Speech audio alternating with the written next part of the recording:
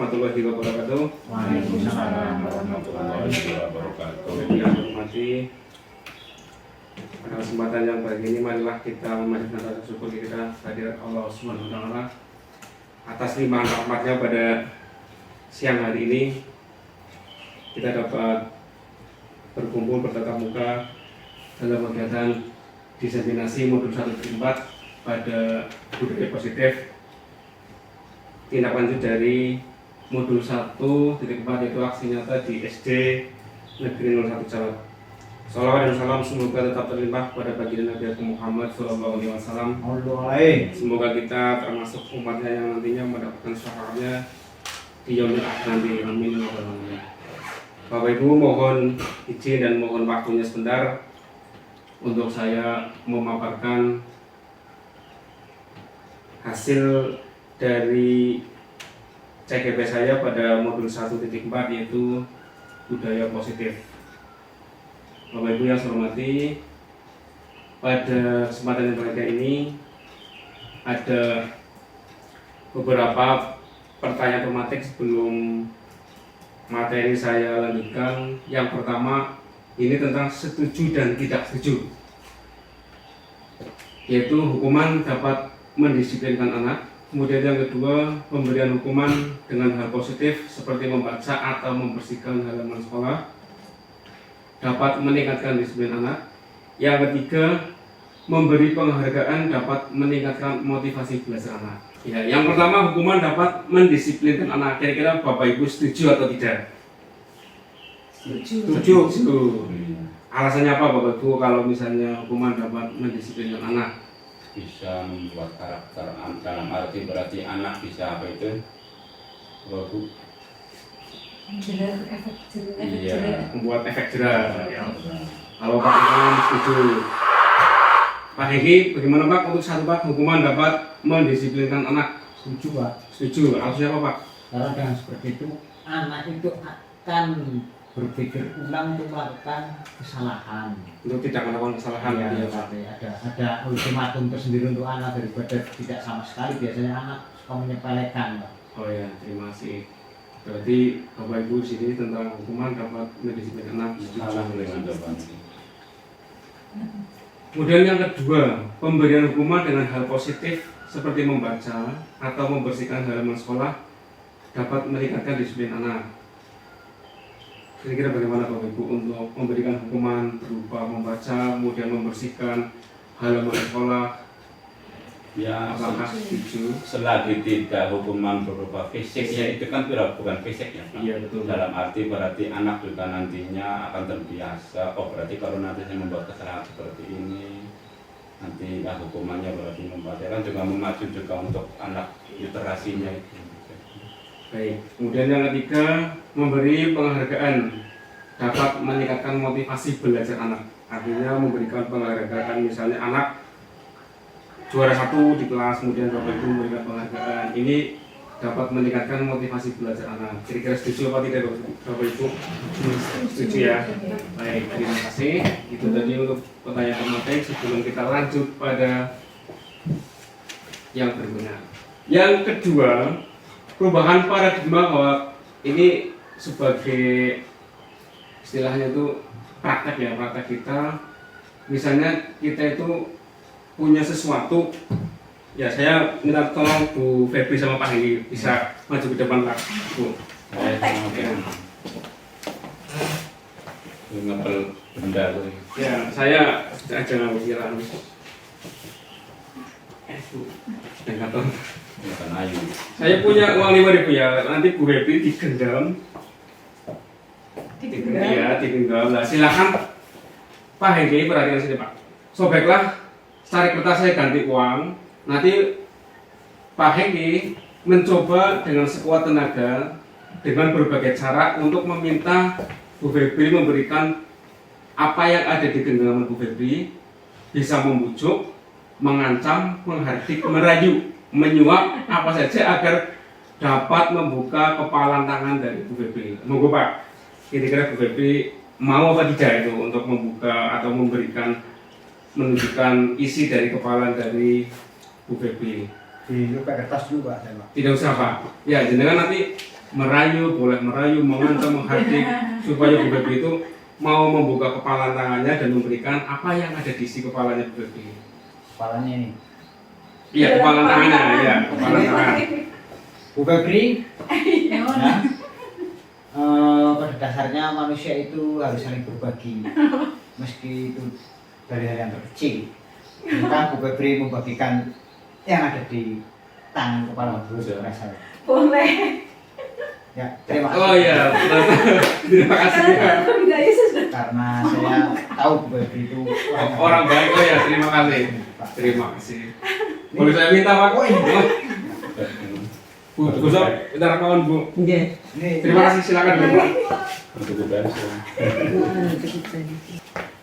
Ya, itu tadi sedikit demonstrasi dari kegiatan perubahan paradigma yaitu kepala tangan.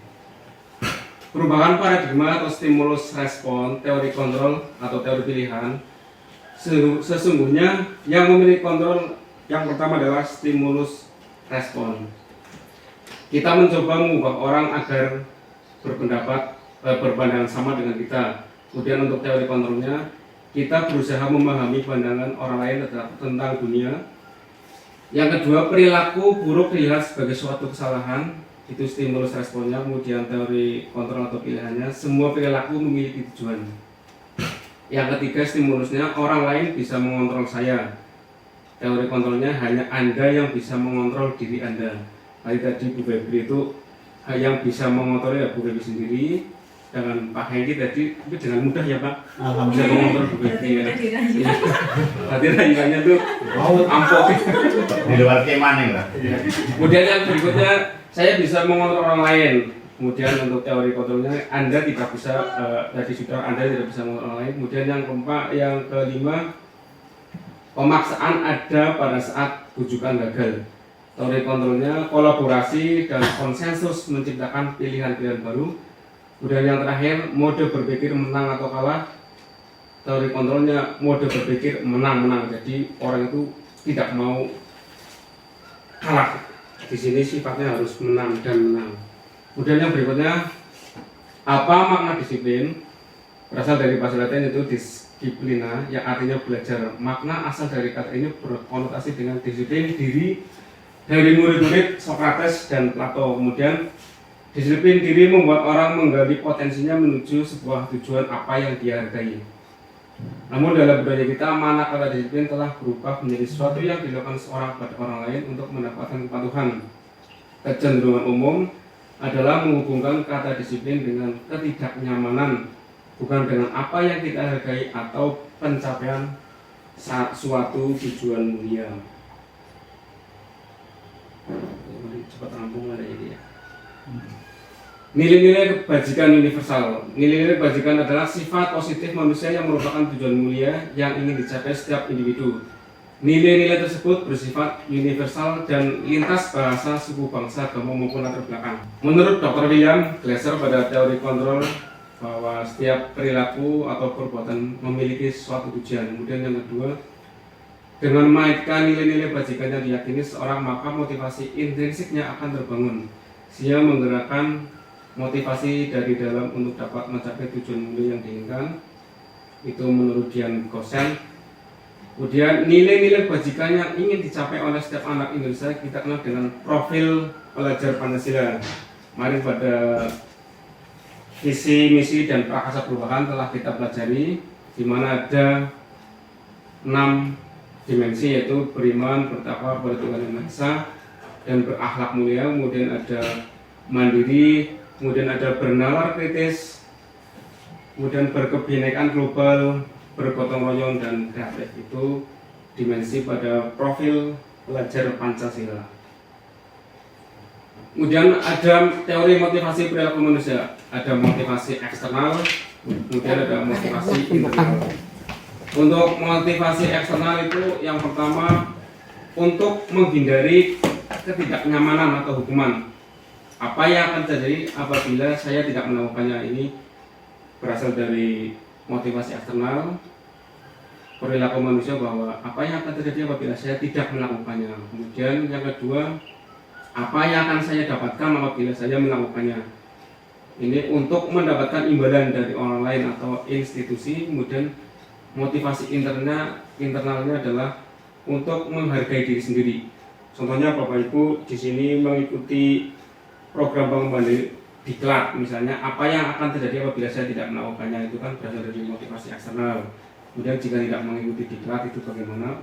Sedangkan motivasi internal dari diri sendiri adalah saya akan menjadi orang yang seperti apa apabila saya mengikuti diklat tersebut. Itu teori motivasi. Kemudian teori motivasi ini dibuat dengan dihukum oleh penghargaan, bahwa penghargaan berlaku sama dengan hukuman.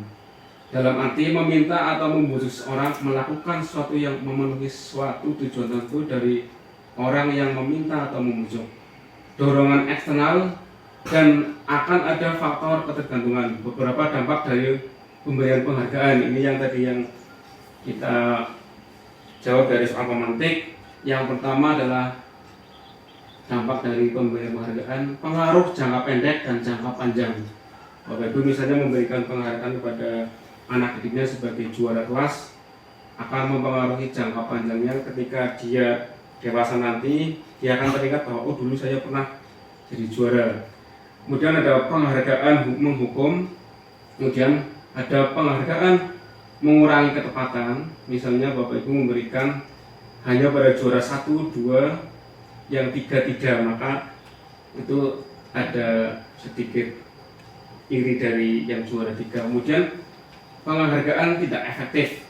Kemudian penghargaan merusak hubungan. Jadi misalnya yang 1, 2, 3 memperoleh penghargaan, maka yang anak yang peringkat berikutnya mungkin akan merasa hubungannya dengan juara 1, 2, 3 itu merasa minder atau tidak enak jika berteman dengan yang memperoleh penghargaan. Kemudian apresiasinya atau bentuk program kebajikan. Dalam memberikan apresiasi atau pengakuan perlu diingat beberapa hal. Yang pertama adalah beri pengakuan secara khusus.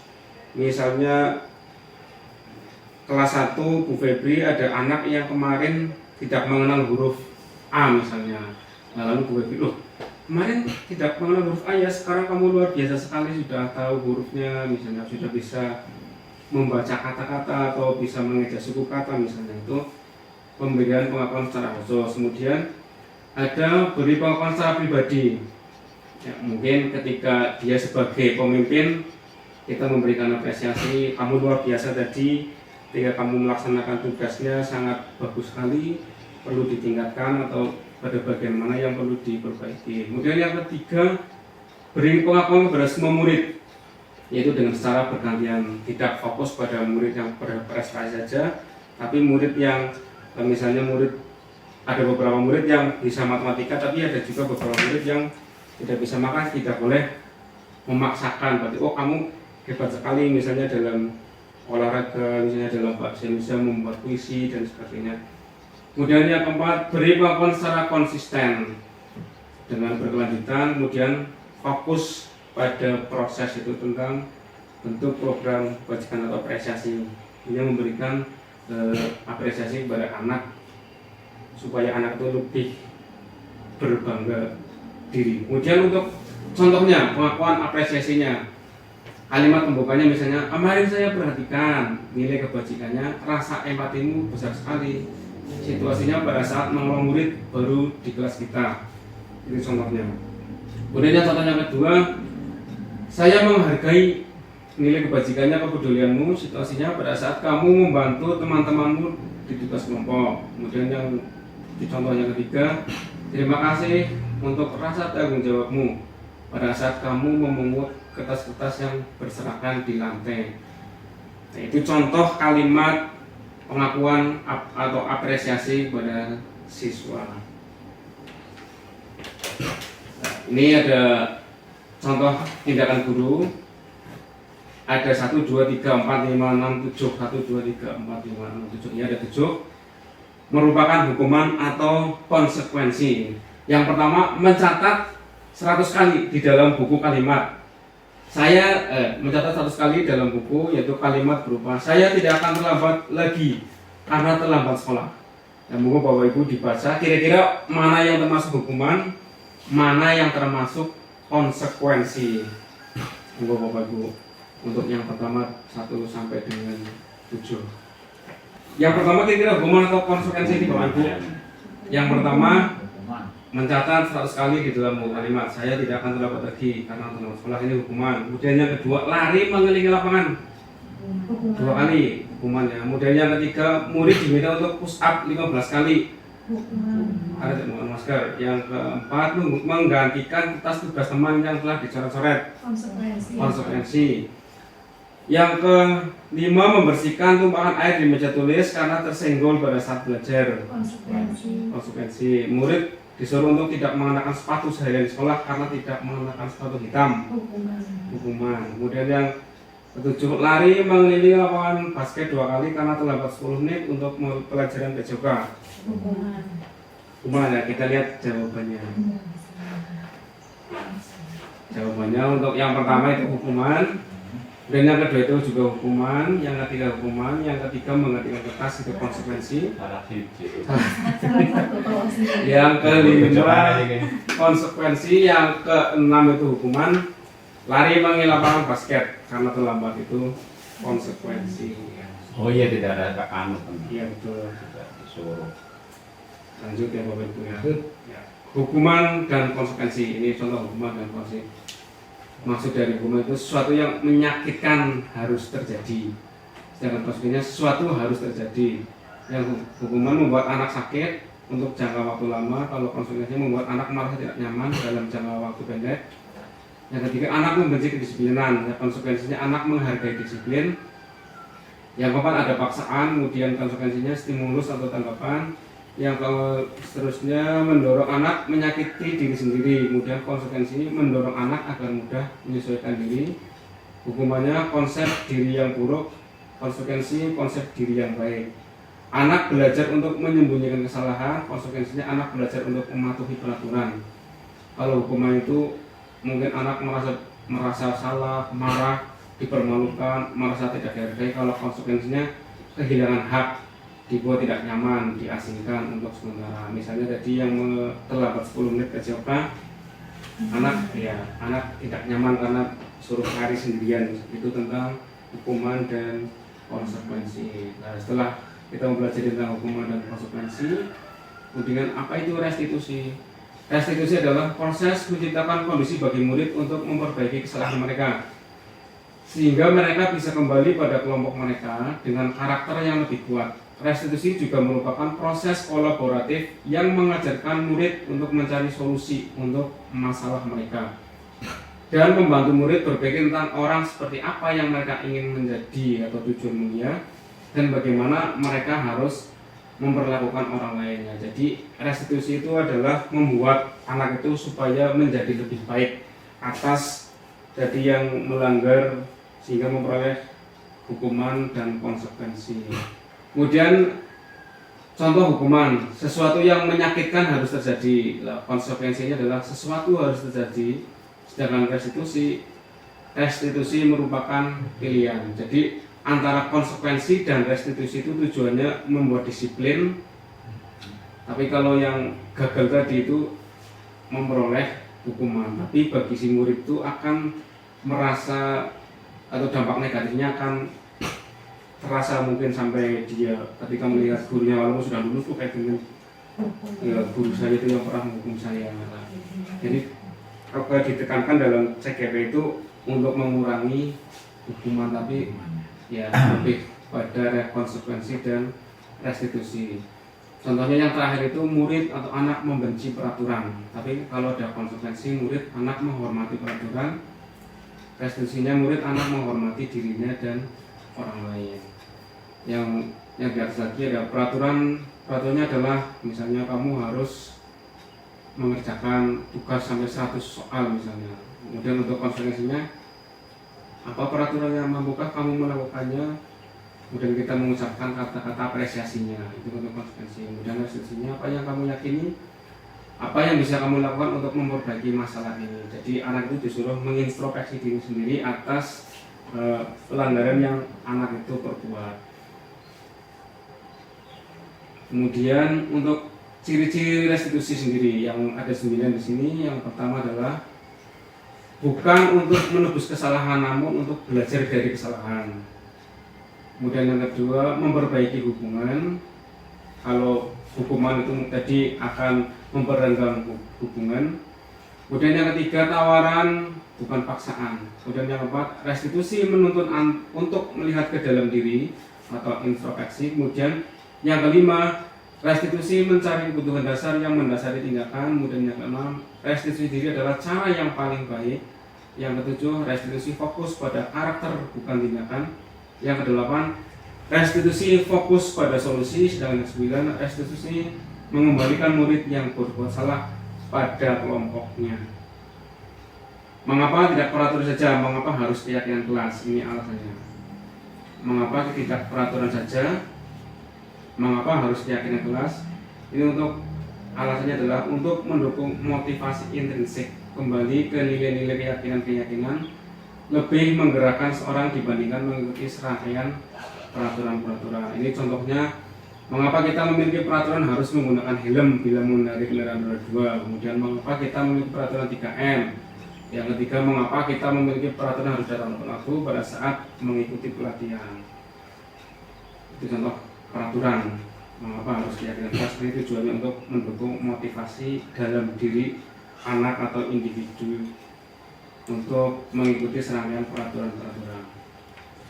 Kemudian untuk cangkupan pada peraturan kelas, kalau dulu mungkin tata tertib atau peraturan, sekarang itu bukan lagi namanya peraturan kelas, tapi nanti akan ada namanya sendiri, yaitu keyakinan kelas. Kalau peraturan kelas itu cangkupannya sempit yang berwarna ungu itu, kemudian keyakinan kelas, kemudian ada lingkungan positif. Kalau keyakinan kelas sudah berjalan dengan baik, akan menimbulkan dampak positif pada lingkungan dan akhirnya terjadilah budaya positif pada lingkungan sekolah. Contoh ini, kalau dulu namanya kesepakatan kelas, kalau lebih dulu lagi namanya mungkin tata tertib. Kesepakatan kelas mungkin di sini contohnya adalah datang tepat waktu, kemudian mengucapkan salam, menjaga kebersihan sekolah, berdoa sebelum dan sesudah kegiatan, aktif dalam pembelajaran. Kemudian yang tertib, kalau kesepakatan kelas, kami guru dan murid yang saling menyayangi, kami murid yang semangat belajar, kami murid yang peduli dengan teman-teman. Jadi nanti Bapak Ibu bisa membuat keyakinan kelas, misalnya di dalam kelas tidak boleh makan pada saat pembelajaran. Nanti anak-anak membuat keyakinan kelas, menulis sendiri, nanti anak-anak juga yang menempelkan pada lembar atau tempat yang disediakan Bapak Ibu di dalam kelas. Itu contoh dari keyakinan kelas. Contohnya ini, kalau dulu peraturan selalu kembalikan buku ke tempatnya. Keyakinan kelas adalah tanggung jawab. Kemudian ada peraturan dilarang mengganggu orang lain. Keyakinannya adalah menghormati orang lain. Kemudian berikutnya ada hadir di sekolah 15 menit sebelum pembelajaran dimulai. Keyakinan kelasnya adalah menghormati orang lain atau komitmen terhadap yang sudah disepakati. Dan dilarang melakukan kekerasan. Keyakinan kelasnya keselamatan, menghormati orang lain. Yang berikutnya peraturannya dilarang menggunakan narkoba. Keyakinan kelasnya adalah kesehatan, mungkin menjauhi narkoba dan lain sebagainya untuk menjaga kesehatan. Kemudian ada bergantian atau menunggu giliran. Keyakinan kelasnya menghormati orang lain atau bersabar. Peraturan gunakan masker. Keyakinan kelasnya adalah kesehatan, keselamatan.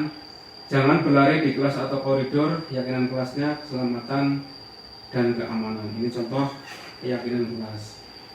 Kemudian ada kebutuhan dasar manusia, bahwa manusia itu memiliki kebutuhan dasar ada 4, ada 5. Yang pertama bertahan hidup, kemudian kebutuhan akan kebebasan, penguasaan, kasih sayang dan rasa diterima, dan kebutuhan dasar kesenangan. Kemudian yang berikutnya adalah ada 5 posisi kontrol yang pada saat kemarin pendampingan itu disampaikan oleh Pak Teguh. Ada 5. Yang pertama adalah penghukum, kemudian yang kedua pembuat rasa bersalah, yang ketiga itu sebagai teman, yang keempat itu sebagai pemantau, yang kelima sebagai manajer. Jadi posisi kontrol kita sebagai guru itu yang pertama sebagai penghukum. Contohnya motivasinya adalah guru berbuat penghukumnya menghardik, menunjuk-nunjuk, menyakiti, menyindir, itu penghukumnya. Kemudian ada pembuat rasa bersalah, ini berceramah dan mengatakan seharusnya, terus ibu kecewa, bapak kecewa, kamu tidak mematuhi atau tidak mengikuti keyakinan kelas yang kita sepakati, itu contoh pembuat rasa bersalah.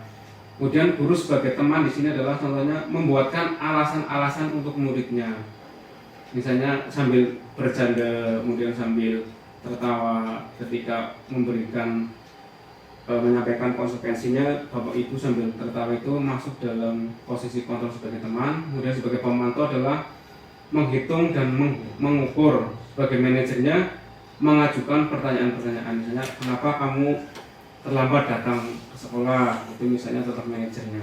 Kemudian yang kedua itu guru berkata di sini sebagai penghukum, kalau kamu tidak melakukannya awas ya, rasakan, itu contoh-contoh kata dalam penghukum. Kemudian pembuat rasa bersalah, kamu seharusnya, kamu sudah tahu ibu lelah sekali, mengatakannya ibu stres dan seterusnya. Kemudian untuk teman, ayolah lakukan demi ibu, itu ada sedikit bujukan atau rayuan. Masa kamu tidak mau, ingat tidak ibu pernah bantu dan seterusnya. Kemudian pemantau itu apa peraturannya, contohnya.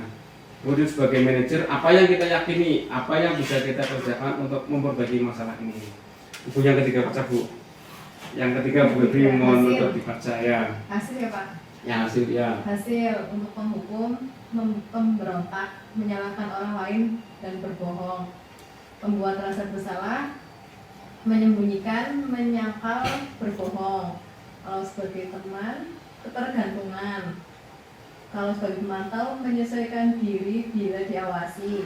Ya. Kalau manajer, menguatkan pribadi. Ya, terima kasih. Kemudian untuk kaitannya dengan dunia berkualitas, minta tolong Bu Ani untuk baca Bu yang Untuk penghukum, murid meletakkan guru di luar dunia berkualitas.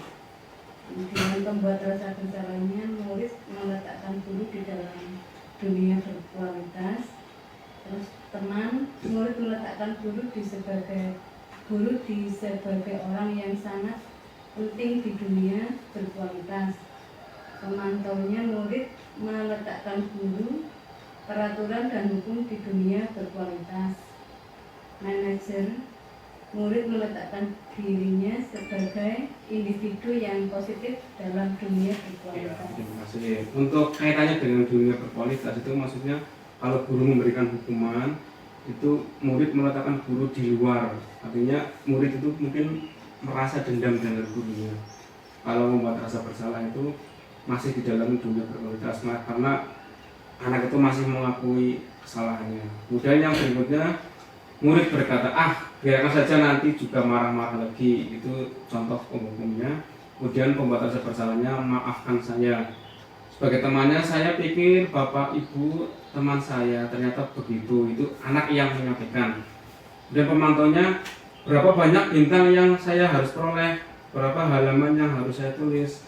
Pada manajernya, bagaimana caranya saya bisa memperbaiki keadaan. Sebenarnya bapak ibu itu sudah melakukan kegiatan seperti ini, hanya saja bahasanya baru tahu sekarang ya Pak. Untuk posisi kontrolnya itu ada 5. Mungkin sehari-hari kita mungkin melaksanakan seperti itu, tapi kita baru tahu, saya juga baru belajar tentang 5 posisi kontrol ini. Bagaimana memberikan pelajaran pada anak didik saya di kelas 6. Kalau saya menyampaikan matematika biasanya anak itu bosan Pak ya. Tapi tujuan saya adalah menyampaikan, kalau dibilang di dunia gitu itu yang penting kita menggugurkan kewajiban seperti itu. Mau anak murid atau siswa itu paham dan tidaknya itu, karena anak tidak semua anak bisa pintar semua dalam pelajaran matematika. Selanjutnya ada segitiga restitusi. Tujuan dari segitiga restitusi adalah untuk memperbaiki kesalahan supaya anak itu bisa introspeksi diri pada validasi kebutuhan. Jadi guru itu memvalidasi kebutuhan anak, yaitu yang pertama adalah kamu tentu punya alasan mengapa melakukan kesalahan tersebut misalnya. Kemudian adakah cara yang lebih efektif untuk mendapatkan apa yang kamu butuhkan, itu contoh validasi kebutuhan. Kemudian ada menstabilkan identitas. Setiap orang pasti pernah melakukan kesalahan. Kemudian kamu bukan satu-satunya yang pernah melakukan itu. Kemudian ada menanyakan keyakinan bahwa nilai-nilai apa yang telah kita sepakati. Yang terakhir, kamu ingin menjadi orang yang seperti apa. Jadi segitiga restitusi itu membuat anak menggali anak itu kenapa anak itu melakukan kesalahan. Kemudian kita memberikan menstabilkan supaya anak itu tidak marah, kemudian tidak ada dendam. Kemudian yang berikutnya adalah setelah menggali kemudian menstabilkan, kita menanyakan keyakinan kelas. Padahal kemarin kita sudah meyakini keyakinan kelas, kenapa kamu melakukan kegiatan atau perbuatan seperti itu misalnya. Menstabilkan identitas ini dari segitiga restitusi. Yang pertama adalah untuk membuat anak yang merasa gagal karena berbuat salah menjadi positif terhadap dirinya. Guru berkata, contohnya, berbuat salah itu hal yang manusiawi. Itu contoh dari menstabilkan identitas. Kemudian, tidak ada manusia yang sempurna. Bapak Ibu juga pernah berbuat salah. Kita pasti bisa menyelesaikan permasalahan ini. Bapak Ibu tidak tertarik untuk mencari tahu siapa yang benar, siapa yang salah. Bapak Ibu lebih tertarik untuk menyelesaikan masalah. Contohnya yang berikutnya, kalau kamu menyalahkan dirimu sendiri terus-menerus, apakah kamu bersikap baik pada dirimu sendiri? Itu contoh dari menstabilkan identitas. Kemudian ada validasi kebutuhan, yaitu membantu murid mengenali basic need atau kebutuhan dasar yang ingin dipenuhinya ketika melakukan kesalahan itu. Pada dasarnya setiap tindakan manusia tujuannya adalah memenuhi kebutuhan dasar, apakah itu penguasaan, kebebasan, kasih sayang, dan rasa diterima, kesenangan atau bertahan hidup. Contohnya di sini adalah guru berkata, kamu bisa saja akan melakukan hal yang lebih buruk, tapi kamu tidak melakukannya kan? Kemudian contoh berikutnya, kamu pasti punya alasan mengapa melakukannya. Kemudian yang tiga, apa yang penting bagi kamu? Yang keempat, kamu boleh tetap berusaha menjaga sikap itu, tapi tambahkan sikap yang lain, yang baru. Yang berikutnya, maukah kamu belajar cara lain untuk mendapat yang kamu butuhkan tanpa harus memukul? Berikutnya, apakah kamu bisa melakukan dengan baik saja, apakah kamu bisa melakukan dengan lebih baik besok lagi? Itu contoh validasi kebutuhan. Kemudian menanyakan keyakinan. Tujuannya adalah anak melihat kesalahan dihubungkan dengan norma sosial dan nilai-nilai yang mendasar manusia berinteraksi dengan orang lain. Contohnya adalah guru berkata, apa nilai yang kita percaya di kelas atau di sekolah kita? Kemudian nilai-nilai universal apa yang telah kita sepakati? Kemudian ada kelas ideal itu seperti apa sih? Kamu ingin jadi anak seperti apa? Apa yang kamu rasakan ketika kamu melakukan itu? Kamu menjadi orang yang seperti apa? Itu contoh dari menanyakan keyakinan. Jadi contoh Bapak Ibu bisa membuat pertanyaan kepada anak didik selama 30 detik supaya anak itu bisa membaca. Tujuannya adalah supaya murid kembali ke tujuan semula dengan cukup singkat dengan cara-cara konfrontatif. Pertanyaan-pertanyaan bisa diajukan sebagai berikut. Contohnya, apakah kamu ingin berbuat lebih baik? Kemudian, apakah saat ini kamu sudah menjadi orang yang sedang kamu inginkan? Apakah kamu bisa mengubah kegiatan atau perilaku kamu saat ini menjadi sikap yang lebih membantu? Dan apakah wajar membuat kesalahan? Bisakah kita memperbaikinya? Apa yang akan kamu lakukan saat ini sesuai? Kapan kamu siap untuk mulai? Peraturannya apa? Seperti kamu punya masalah, saya bisa bantu apa? Saat ini kamu seharusnya berbuat apa? Itu contoh dari restitusi terhadap anak-anak yang berbuat kesalahan. Ini untuk disiplin positif, bahwa disiplin positif atau makna disiplin di sini adalah belajar kontrol diri dengan menggali potensi kita agar tercapai tujuan mulia, yaitu sesuatu menjadi seorang yang kita inginkan berdasarkan nilai-nilai yang kita hargai. Kemudian ada teori motivasi, ada untuk motivasi adalah untuk menghindari hukuman, kemudian untuk mendapatkan imbalan, kemudian ada untuk menghargai diri sendiri. Jadi posisi kontrol ada 5, penghukum, pembuat rasa bersalah, teman, pemantau, manajer. Kemudian kebutuhan dasar manusia ada 5, yaitu bertahan hidup, penguasaan, kasih sayang, dan rasa diterima, kesenangan, dan kebebasan. Ya, itu tadi untuk materi disiplin positif.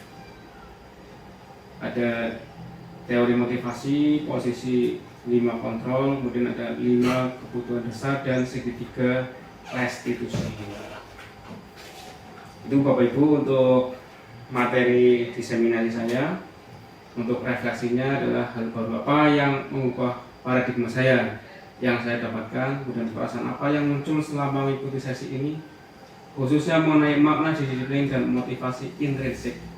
Dan yang ketiga, peran among seperti apakah yang saya telah lakukan selama mengikuti modul ini. Saya akan menjadi among yang seperti apakah setelah mengikuti modul ini, ya itu bisa Bapak Ibu jawab ketika Bapak Ibu nanti mengimplementasikan di kelas atau di saat pembelajaran langsung. Terima kasih Bapak Ibu. Ada yang ingin disampaikan? Ya, dari materi tadi, monggo Bapak Ibu mungkin bisa refleksi dari apa yang telah tadi saya sampaikan tentang makna disiplin, kemudian segitiga restitusi, posisi kontrol dan kebutuhan dasar manusia. Terima kasih Bapak Kursim atas waktu yang diberikan. Saya akan sedikit memberi refleksi kepada apa yang tadi Panjenengan sampaikan tentang mengenai kedisiplinan ya Pak Kursim ya.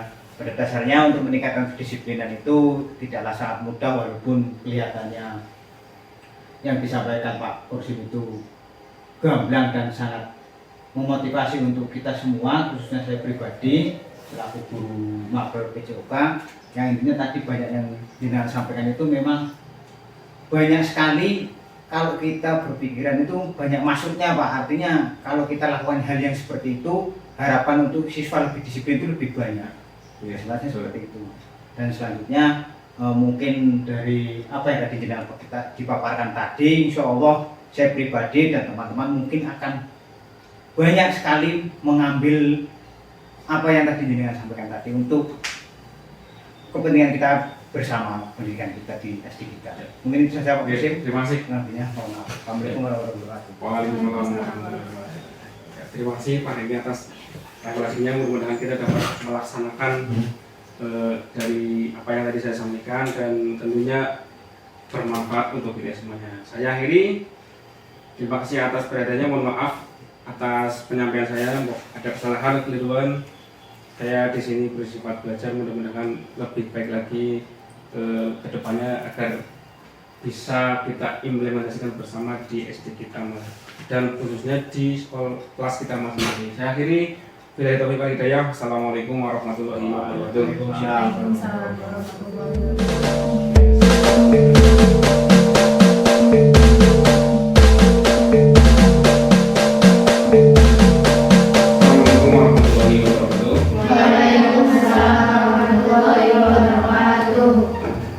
Kita itu sudah melakukan apa yang saya minta.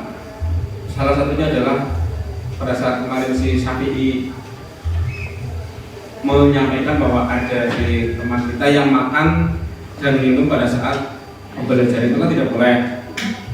Itu yang saya inginkan. Nah, nanti kita akan belajar tentang menyusun ini keyakinan kelas itu artinya nanti apa yang kalian inginkan, nanti yang kalian inginkan di kelas.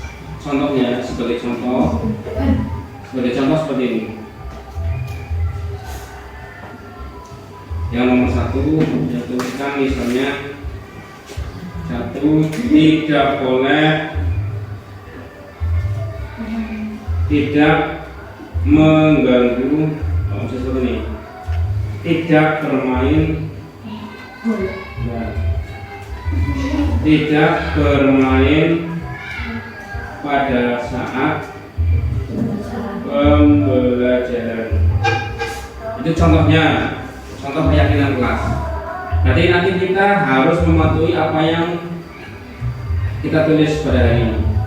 Kalau kemarin kan namanya tata tertib, sekarang namanya keyakinan kelas. Nah, nanti kalian tulis tidak boleh sama dengan temannya atau tidak boleh saling melihat jawabannya. Tadi saya mencontohkan ketika ini pada saat pembelajaran kemudian pada saat saya menerangkan, pada saat kalian mengerjakan tugas. Contohnya adalah tidak bermain pada saat pembelajaran. Nanti kalian terserah keyakinan kelasnya apa. Ada tuh keyakinan kelas kan? Peraturan ya, kalau dulu namanya peraturan atau tata tertib, sekarang namanya keyakinan. Nah, nanti kalian tulis keyakinan kelas apa yang akan kita sepakati supaya pembelajarannya berlangsung tertib, nyaman, dan tidak ada kendala. Kalau yang kemarin kan banyak sekali tuh yang saya buat tempelkan. Nah, nanti kalian tulis, kemudian nanti maju satu-satu untuk membacakan. Baru saya tulis di sini. Seperti itu ya. Contohnya adalah tidak bermain pada saat pembelajaran. Itu kalian. Iya, satu anak satu. Kalian hanya menulis satu saja. Oke, silakan ditulis. Makhluk datang, bercanda, bermain, bisa. Yang intinya tidak bermain pada saat pembelajaran. Entah itu bercanda, tidak boleh, tidak disebut contohnya, tidak boleh. Intinya tidak boleh mengganggu teman. Itu maksudnya tidak bermain pada saat pembelajaran. Kira-kira menurut kalian apa? Apa ya? Karena itu. Ya. Ini lah bengong. Nanti maju satu-satu untuk membacakan hasil dari ide kalian tentang keyakinan kelas.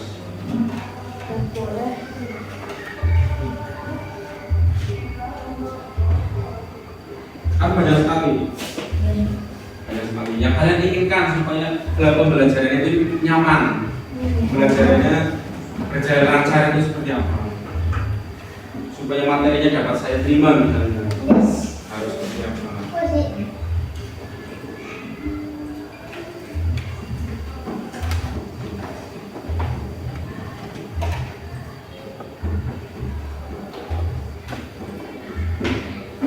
Apa yang bingung?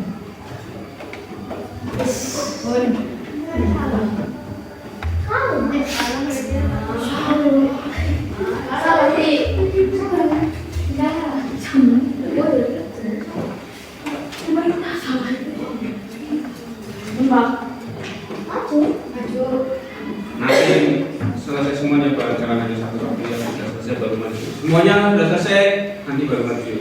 Apa ya? Supaya pembelajarannya itu nyaman, tertib, enak, terus materinya dapat diterima dengan baik. Itu salah satunya keyakinan kelasnya adalah tidak boleh apa. Kemudian saat belajar kelompok tidak boleh ini.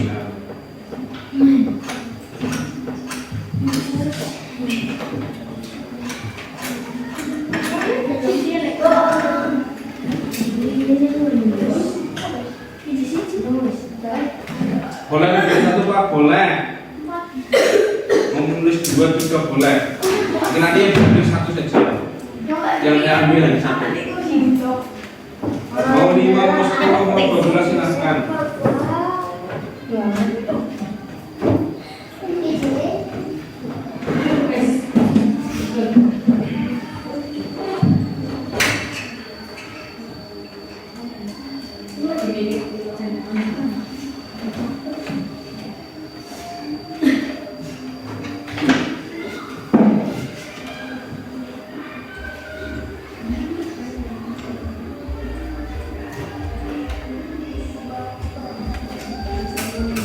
Ya sudah.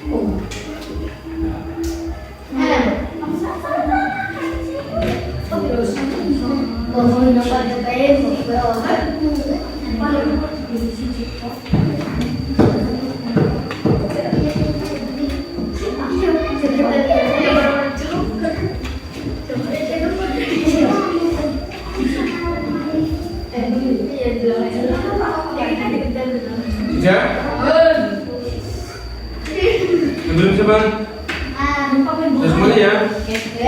Nanti jangan tersalah. Kita nanti perbaiki. Maksudnya mungkin kalian ini, tapi kalimatnya salah. Nanti kita perbaiki. Ayo, siapa mau dulu siapa? Katakan ya dari Ali Asman ya. Ali Asman ya Mas. Sini Mas, sini Mas. Saya tulis. Ini bukan pada baik. Keyakinan kelas saya adalah seperti itu ya, bisa saya. Yang suaranya yang keras. Keyakinan kelas saya adalah. Keyakinan kelas saya adalah tidak berisik pada saat pembelajaran. Saya tulis ya. Tidak berisik. Yang sama silakan mulai diganti. Tidak berisik pada saat pembelajaran. Aksi yang kedua. Coba suaranya yang keras. Yuk perhatikan. Keyakinan kelas saya adalah tidak boleh makan saat pembelajaran. Tidak boleh, bentar. Tidak boleh makan saat pembelajaran. Ya. Tidak boleh makan saat pembelajaran. Iya. Kajian, Yo, selanjutnya. Suaranya yang keras. Keyakinan kelas saya adalah tidak boleh membawa sampah di kelas. Terus yang kedua, tidak boleh, tidak boleh, tidak boleh membuang sampah di kelas. Terus, selanjutnya banyak. Coba ini. Terus, April. Suaranya yang keras. Keyakinan kelas saya adalah. Suaranya yang keras ya. Keyakinan kelas saya adalah tidak boleh mencontek saat pembelajaran. Tidak boleh mencontek saat pembelajaran apa tidak boleh mencontek saat ulangan? Ayo ulangan. Ya, tidak boleh mencontek pada saat ulangan. Selanjutnya, yang suaranya yang keras. Keyakinan kelas saya insyaallah. Keyakinan kelas saya adalah saat kelompok tidak boleh bermain atau berisik. Saat kerja kelompok tidak boleh. Saat kerja kelompok tidak boleh bermain. Yo, selanjutnya suaranya yang keras. Keyakinan kelas saya adalah wajib mengucap salam. Wajib mengucapkan salam. Berarti pada saat apa? Wajib mengucapkan ketika masuk kelas. Ini untuk semuanya ya. Termasuk guru PJOK tadi. Yo, siapa berikutnya? Ya, suaranya yang keras.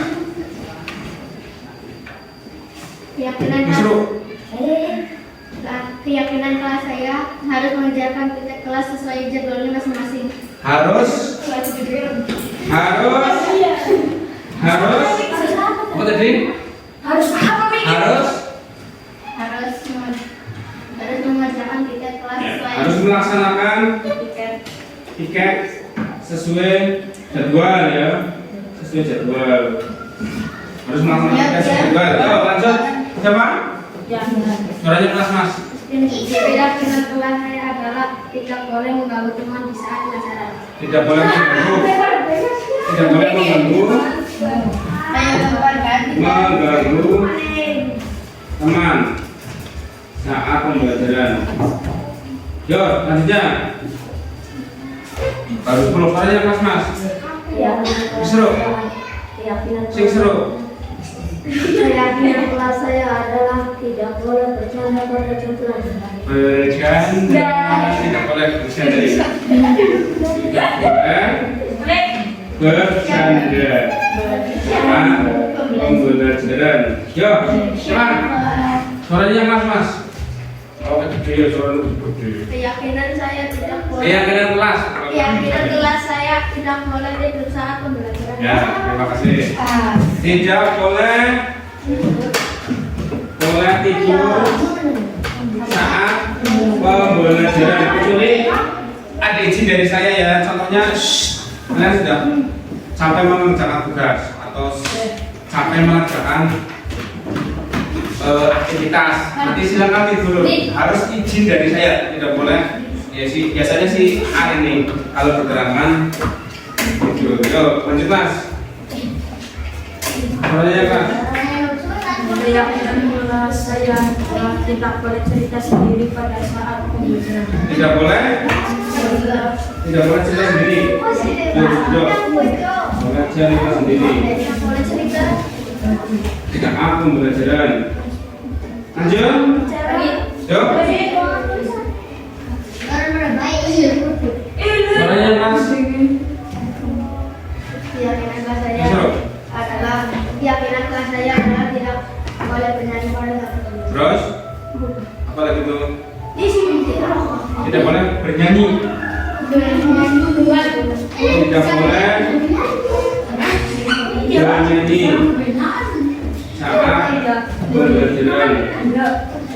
Tuh, yang lain Mas. Keyakinan kelas saya adalah tidak boleh mengeluarkan baju.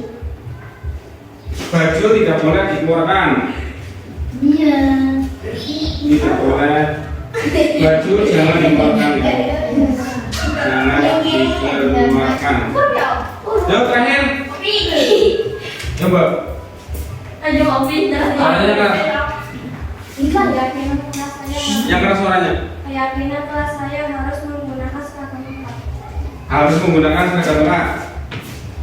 Menggunakan seragam lengkap. Nah, coba perhatikan sini. Ini keyakinan kelas yang kalian buat ya.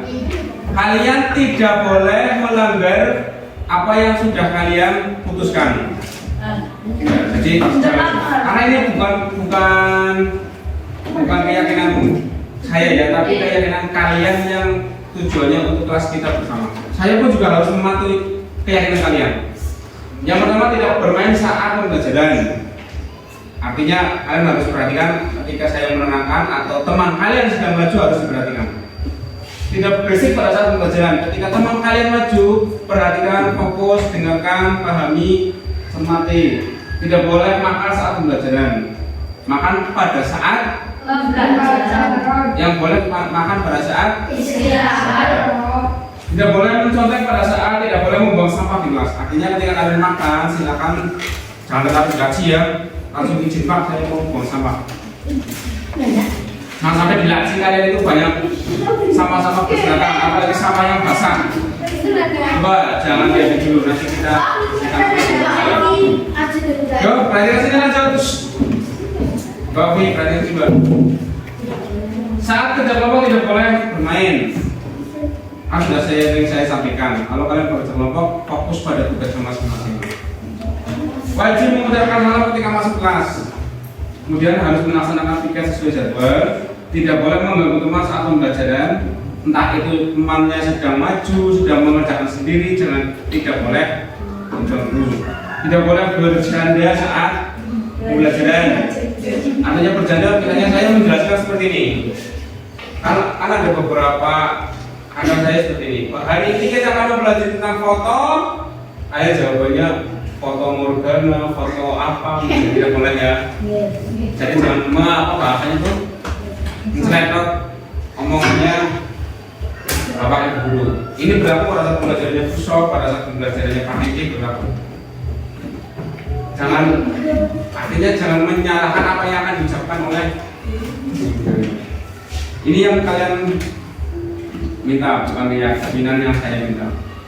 Tidak boleh tidur, tidak boleh cerita sendiri saat pembelajaran. Kemudian tidak boleh bernyanyi saat pembelajaran. Kalau kalian mau bernyanyi silakan tunjuk jari, Pak saya mau nyanyi Pak. Saya perbolehkan nanti. Saya ambil salon nanti sama mic-nya. Kemudian baju jangan dikeluarkan kecuali pelajaran olahraga misalnya. Kalian berkeringat boleh baju dikeluarkan. harus menggunakan seragam lengkap. Kira-kira apa yang perlu ditambahkan di sini yang belum? Ayo, kira-kira yang coba. Kok ada yang masih perlu ditambahkan? Ini berarti memang seragam lengkap ya, berarti dari atas sampai bawah. Topi, kasut. Ini kan tidak memakai hashtag ini.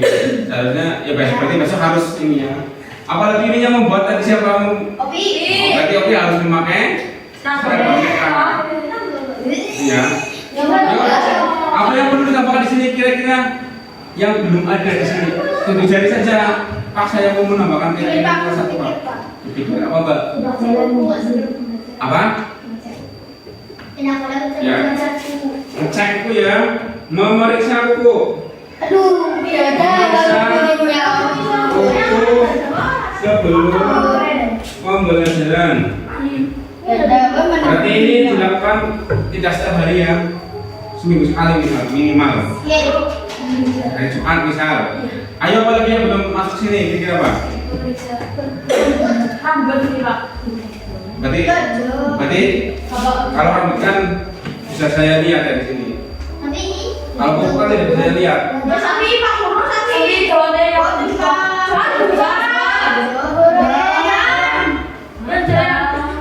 Ya di foto sudah pasang itu. Foto mas. Mana sudah sama ya mas ya?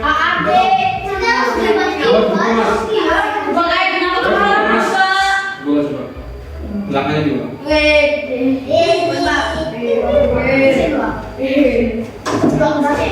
Juga sama ya. Ayo apa lagi yang silakan tunjuk jari yang mau menyampaikan apa Mbak? Ya. Doa sebelum memulai pembelajaran. Jawab apa lagi? Silakan tunjuk jari. Kira-kira apa lagi yang belum? Kira-kira apa lagi yang belum? Saya ini Pak. Saya ingin kalau belum belajar kita nyanyi Pak, nyanyi saya misal. Ada lagi yang mau ditambahkan? Guru kalau mengecek kerapian Kan kalau mengecek kerapian ini sama saja dengan ini ya. Seragam seragam lengkap tidak boleh dikeluarkan bajunya ini. Itu masih di dalam kerapian. Apalagi kira-kira yang belum ada di sini? Ya apa lagi? Ya tidak boleh keluar ya. Tidak boleh keluar sebelum waktunya istirahat. Jadi ini kalian harus mematuhi ini. Istirahat.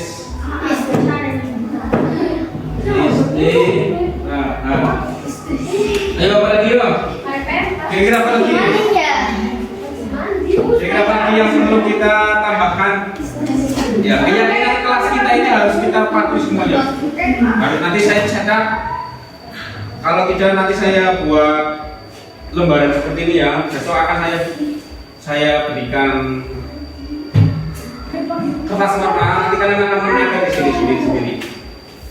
Yang itu kelas saya, kelas saya. Sebenarnya saya mau membeli hari ini, tapi saya tadi berangkat kasih. Tokonya belum buka. Nanti kita tempelkan di sini ya. Nanti ya saya akan tulis di sini keyakinan kelas kita buat dulu di sini. Untuk kita tanggalkan di tembok. Ada lagi yang mau menambahkan? Saya boleh menambahkan sedikit satu saja ya.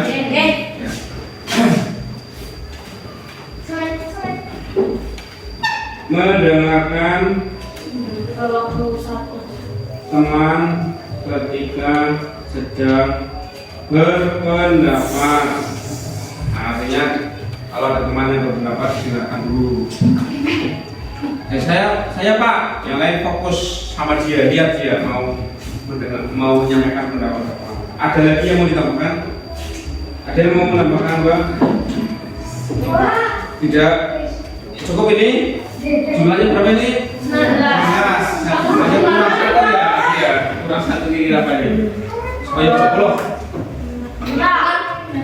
Ya, kalau yang tadi tidak boleh makan, sambil saja tidak boleh makan. Minum boleh apa tidak kira-kira? Minum boleh apa tidak? Kalau makan kan tidak boleh. Ya. Kalau minum boleh tapi izin ya. Berarti minum boleh ya. Kalau minum boleh, tapi harus ada izin dulu. Pak, saya mau minum sekarang. Tapi kalau tidak makan tidak boleh. Kalau di sini kan, kalau kemarin kan saya buatnya tidak boleh makan dan minum. Kalau hari ini tidak boleh makan. Apa mbak? Tidak boleh mencoret, ya tidak boleh.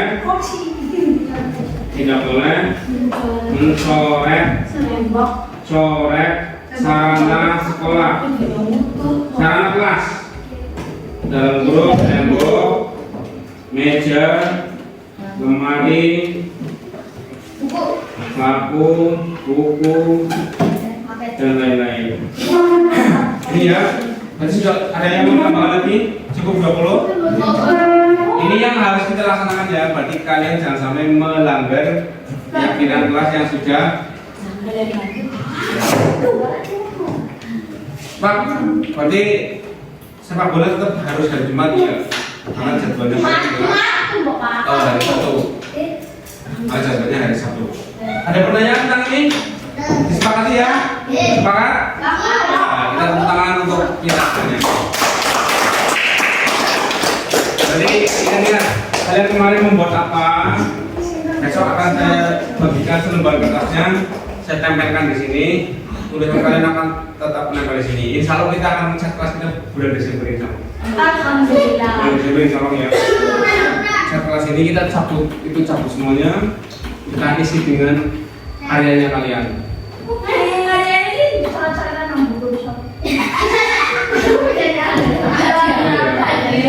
Ya tidak apa-apa kita dapat dulu. Besok kalian boleh membawa cat sendiri, membawa kuas sendiri, membawa belak-belakan atau belak-belakan. Ininya terserah mau membuat apa, silakan kalian nanti kreasi kalian di tembok belakang. Kalau tembok sendiri, jangan ya. Tapi tembok belakang besok kalau ada uang yang dari saya. Ya ada pertanyaan? Simpan ini ya. Belajar. Ya kita kelas 6. Screenshot. Ya dengan kelas ini ada judulnya. Terus ya terus. Kalau melanggar ya berarti nanti kalian konsekuensinya. Kira-kira kalau melanggar ya, ini melanggar itu konsekuensinya mau diapakan?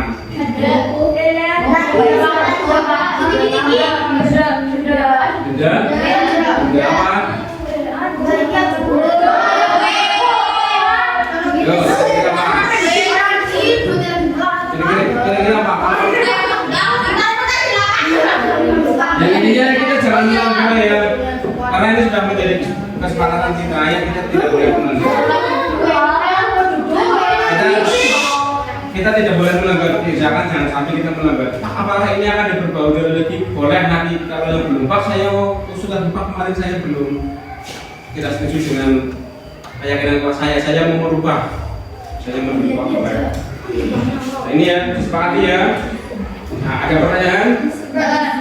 Kalau tidak ada, kita lanjut pada materi kita yaitu tentang yang ini. Kemarin tumbuhan ciri khusus dan tumbuhan pelindung diri. Ciri khusus dan cara tumbuhan.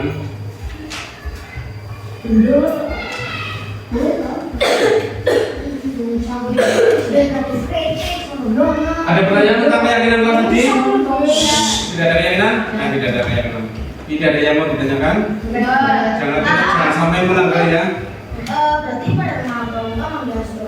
Ayo, kalau pramuka ya berarti pakai Hasdo. Kalau hari Senin Selasa memakai kopi, memakai Topinya topi. ya bisa saya. Aciran apa? Ini lah. Bukan pensi seperti tapi kopi. Ada kopi dulu, baru nanti setelah upacara pakai kopi. Pakai teh kopi dulu, setelah upacara baru pakai kopi. Ada pertanyaan? Nah, kalau tidak ada saya akhiri.